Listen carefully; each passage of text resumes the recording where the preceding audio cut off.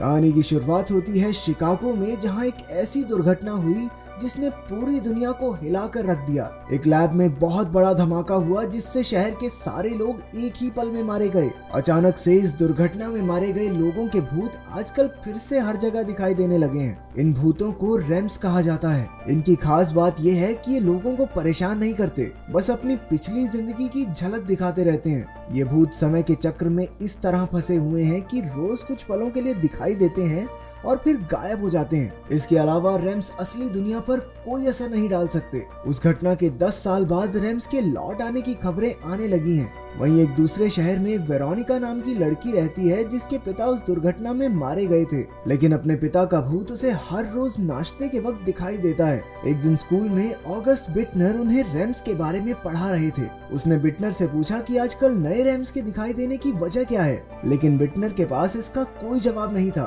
फिर लंच के दौरान वेरोनिका की नजर किर्क नाम के एक लड़के पर पड़ी जिसे रैम्स में काफी दिलचस्पी थी। सब जानते थे कि उसे पिछले स्कूल से निकाल दिया गया था, लेकिन ऐसा क्यों हुआ ये कोई नहीं जानता। शाम को वेरोनिका जमी हुई लेक पर आइस स्केटिंग करते हुए वहां अपने पिता के साथ गुजारे प्यारे पलों को याद करने लगी। अगली सुबह नहाने के बाद उसे अपने बाथरूम में अचानक एक नया रैम दिखा जिससे वो डरकर नीचे गिर गई। वो लड़का शीशे में देखकर कुछ लिखने लगा और फिर गायब हो गया। वेरोनिका ने देखा कि उसने लिखा था भागो। फिर स्कूल में भी अचानक उसके कान से खून बहने लगा, लेकिन डॉक्टर को इसकी कोई वजह नहीं मिली। वेरोनिका फिर से बिटनर से बाथरूम वाले रैम के बारे में बात करने लगी। बिटनर ने वेरोनिका को अपने घर आने को कहा और वहां वेरोनिका ने उसकी बेटी ईवा को देखा जो उन दोनों को नजरअंदाज करके चली गई। जब वेरोनिका ने बिटनर को वो बाथरूम वाला किस्सा सुनाया तो उसे यकीन ही नहीं हुआ, क्योंकि रैम्स असल दुनिया पर असर नहीं डाल सकते। तो आखिर वेरोनिका गिरी कैसे? आखिरकार घर लौटकर वेरोनिका फिर से उस रैम का इंतजार करने लगी,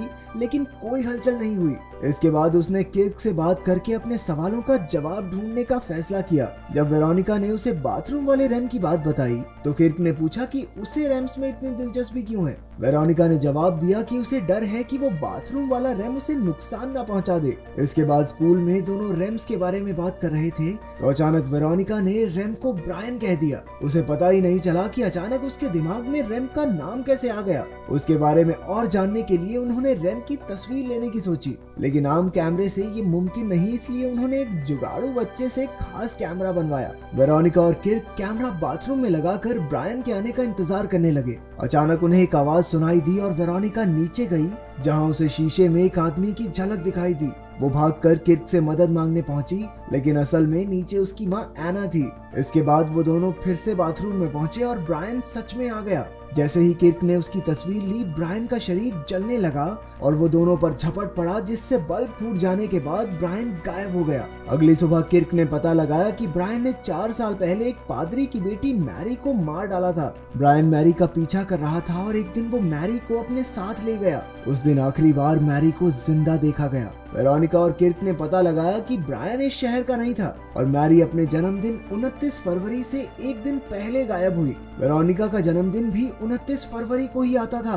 बाद में वो दोनों लाइब्रेरी में जांच पड़ताल कर रहे थे और एक अनजान परछाई उन पर नजर रखे हुए थी। जैसे ही परछाई गायब हुई तो लाइट्स खराब हो गई और वेरोनिका की कॉपी नीचे गिर गई। उसने उठाकर देखा तो कॉपी में लिखा था भागो भागो, लेकिन ये वेरोनिका ने तो नहीं लिखा था। इसके बाद किर्क को प्रिंसिपल ने बुलाया और पूछा कि वो आजकल रैम्स के पीछे क्यों पड़ा है। किर्क ने कहा कि ये सब स्कूल प्रोजेक्ट के लिए है, लेकिन प्रिंसिपल को यकीन नहीं हुआ। उधर वेरोनिका बास्केटबॉल गेम देखने गई थी, लेकिन किर्क उसके किसी मैसेज का जवाब नहीं दे रहा था। प्रिंसिपल भी वहीं मौजूद था। अचानक प्रिंसिपल को एक मैसेज आया और वो सीधा सीढ़ियों की ओर भागा। उधर गेम के दौरान ही वेरोनिका को ब्रायन का रैम दिखाई देने लगा। वेरोनिका बेसुध सी होकर ब्रायन की ओर चलने लगी। उसे एहसास ही नहीं हुआ कि वो गेम के बीच से जा रही है। जैसे ही उसका ध्यान वापस आया, अचानक छत से प्रिंसिपल की लाश नीचे गिर पड़ी। शाम को किर्क ने वेरोनिका से कहा कि उसने प्रिंसिपल को रैम्स की पूरी कहानी बताई थी और प्रिंसिपल ने तो उनकी मदद करने का वादा भी किया था,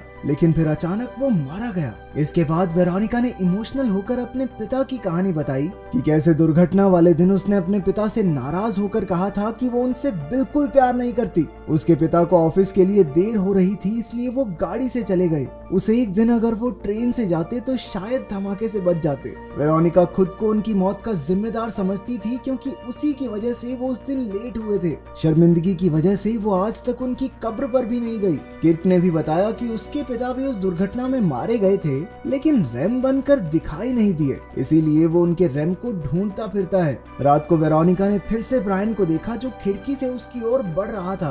वो पीछे हटकर एक जमे हुए तालाब में गिर पड़ी और पानी में उसे 2 लड़कियों के भूत और अजीबोगरीब चीजें दिखाई दी। आखिरकार उसकी आंख खुली और उसे एहसास हुआ कि ये सब बस एक बुरा सपना था। अगली सुबह एना ने वेरोनिका से कहा कि वो 28 फरवरी को एक इंटरव्यू के लिए जा रही है, यानी 29 को वेरोनिका के जन्मदिन पर वो नहीं आ पाएगी। जब उसके पिता का रेम फिर से आया तो किर्क ने देखा कि वो अपनी मौत से अगले दिन का अखबार पढ़ रहा था। किर्क ने 2 लड़कियों एमा और क्लेयर की खबर पढ़ी और उसे लगा कि वेरोनिका के पिता उसे कोई इशारा दे रहे हैं। उन्होंने पता लगाया कि वो दोनों लड़कियां भी 29 फरवरी को 1 साल के अंतर में गायब हुई थी। वो दोनों क्लेयर की बहन से मिलने गए जिसने बताया कि ब्रायन क्लेयर का बॉयफ्रेंड था। वो जल्द ही उसके साथ शिकागो में रहने वाली थी। अब किर्क और वेरोनिका को एहसास हुआ कि सारे राज शिकागो में ही छुपे हुए हैं। शिकागो पहुंचकर उन्हें वेरोनिका के सपने वाला तालाब भी दिखाई दिया। हैरानी की बात तो ये थी कि शिकागो में हजारों रेम्स थे जो कुछ ही पलों में गायब नहीं होते थे। धमाका यहीं हुआ था तो रेम्स यहाँ पर ज्यादा देर के लिए रुक सकते थे। इसके बाद वो क्लेयर की बहन से मिलने एक पते पर पहुंचे जो असल में वही लैब थी जहाँ पर वो भयंकर विस्फोट हुआ था। सीढ़ियों से उतरते हुए वेरोनिका और किर्क ने तरह तरह के काफी भूत देखे। फिर वो एक कमरे में पहुंचे जहाँ जिंदा लोग क्लेयर का रेम देखने आए थे। उन्होंने देखा कि क्लेयर का भूत हंसते हुए किसी से बात कर रहा था। अचानक उसे नीचे गिरा दिया गया और उसने सीढ़ियों से चढ़कर बचने की कोशिश भी की, लेकिन हमलावर ने उसका गला घोंट दिया और क्लेयर का रेम गायब हो गया। वहाँ मौजूद भीड़ में किर्क ने दुर्घटना की जांच कर रहे हेड डॉक्टर स्टीनर को देख लिया। जब किर्क ने उसे पुकारा तो वो भाग निकला और किर्क और वेरोनिका उसके पीछे भागे। आखिरकार जब वो पकड़ में आया तो उसने उन दोनों पर बंदूक तान दी। वेरोनिका ने भी गुस्से में कहा कि अपने सवालों के जवाबों के बिना जीने से तो अच्छा है कि स्टीनर उसे मार ही दे। इससे स्टीनर अपनी कहानी सुनाने को राजी हो गया। जब हिरोशिमा और नागासाकी में बम धमाके हुए तो मरे हुए लोगों की परछाइयां दीवारों पर छप गई थी। ये परछाइयां मरने के बाद भी जिंदा लोगों से बात करने का जरिया समझी जाने लगी। स्टीनर भी ऐसा ही कुछ बनाना चाहता था जिसमें उसके मरीज मौत को छूकर टक से बाहर आ जाते, लेकिन धीरे धीरे ये एक्सपेरिमेंट खतरनाक होता गया और हादसे के दिन सबके सब मारे गए। ब्रायन भी स्टीनर का ही आदमी था, लेकिन हादसे के बाद जब उसकी गर्लफ्रेंड क्लेयर मर गई तो स्टीनर को पक्का यकीन हो गया कि उसे ब्रायन ने ही मारा है। ब्रायन ने कुछ और लड़कियों को मारकर उनके शरीर में क्लेयर की आत्मा वापस लाने की कोशिश की। और तो और हर लड़की का जन्मदिन वेरोनिका की तरह 29 फरवरी को ही आता था। तभी कर्क ने चुपके से लैब की तस्वीर ले ली। अगले दिन कर्क और वेरोनिका उसके जन्मदिन तक उसकी सुरक्षा करने की तरकीब लगाने लगे, लेकिन तभी स्कूल वालों को कर्क के लॉकर में एक बंदूक मिल गई। वेरोनिका मिस्टर बिटनर से मदद मांगने गई तो उसने बताया कि कर्क के पिछले स्कूल में भी उसके पास बंदूक मिली थी, इसीलिए उसे निकाल दिया गया था। जब वेरोनिका ने बिटनर को स्टीनर की कहानी सुनाई तो उसने कहा कि भागने से अब कोई फायदा नहीं होगा। उन्हें वेरोनिका के कमरे को लेड से ढककर पैनिक रूम बनाना होगा। अगले दिन कर्क ने वेरोनिका को बताया कि ये बंदूक उसकी नहीं है। पिछले स्कूल में उसने किसी को नुकसान पहुंचाने के लिए नहीं बल्कि अपनी रक्षा के लिए बंदूक रखी थी, लेकिन वो चाहे जो भी कहे वेरोनिका उस पर विश्वास नहीं कर पा रही थी। वो बिटनर के बताए पैनिक रूम की तैयारी में लग गई। उधर एना अपने इंटरव्यू के लिए गई, लेकिन वहां तो उसे किसी ने बुलाया ही नहीं था। कर्क ने भी छानबीन करके पता लगाया कि बिटनर भी असल में स्टीनर के साथ काम करता था। वो वेरोनिका को सावधान नहीं कर पाया क्योंकि पैनिक रूम में सिग्नल नहीं थे। सुराग ढूंढते हुए कर्क बिटनर के घर गया और उसका शक तुरंत यकीन में बदल गया। उसकी बेटी ईवा असल में एक रेम है और अब बिटनर वेरोनिका को मारकर उसके शरीर में ईवा को जिंदा करना चाहता है। बदकिस्मती से बिटनर ने कर्क को देख लिया और उस पर हमला करके उसने कर्क को जिंदा ही गाड़ दिया। फिर वो वेरोनिका के पास पहुंचा, लेकिन उसे एहसास हो गया था कि कुछ तो गड़बड़ जरूर है। वो बिटनर को धक्का देकर भागने लगी, लेकिन बिटनर ने उसे बालों से खींच लिया और सारी बात बताई कि कैसे वो अपनी बेटी को जिंदा करना चाहता है। दरअसल उसी ने पहले वाली लड़कियों को मारा था और एना को नकली इंटरव्यू के लिए भेजने वाला भी वही था। उसी ने कर्क के लॉकर में बंदूक रखी और ब्रायन और प्रिंसिपल दोनों को मारा। ब्रायन तो असल में उन लड़कियों को बचा रहा था, लेकिन बिटनर ने उन्हें ढूंढ निकाला। लेकिन जैसे ही वो वेरोनिका को मारने लगा, अचानक उसके पिता के रेम को देखकर उसका ध्यान भटक गया। तभी वेरोनिका ने स्केट्स उतार कर उस पर हमला कर दिया और वहां से भाग गई।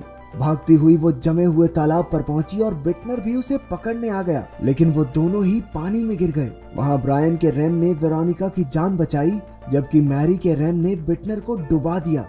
अचानक से कर्क भी उसकी मदद करने वहां पहुंच गया। कर्क के पिता के रैम ने उसे बर्फ खोदकर बाहर निकाला था। आखिर में कर्क और वेरोनिका ने असली सच दुनिया के सामने लाने का फैसला किया और हमने देखा कि बिटरमैन का रैम उन्हें दूर खड़ा देख रहा था। अगर वीडियो पसंद आई तो लाइक कर देना, चैनल को सब्सक्राइब कर देना। मिलते हैं अगली वीडियो में।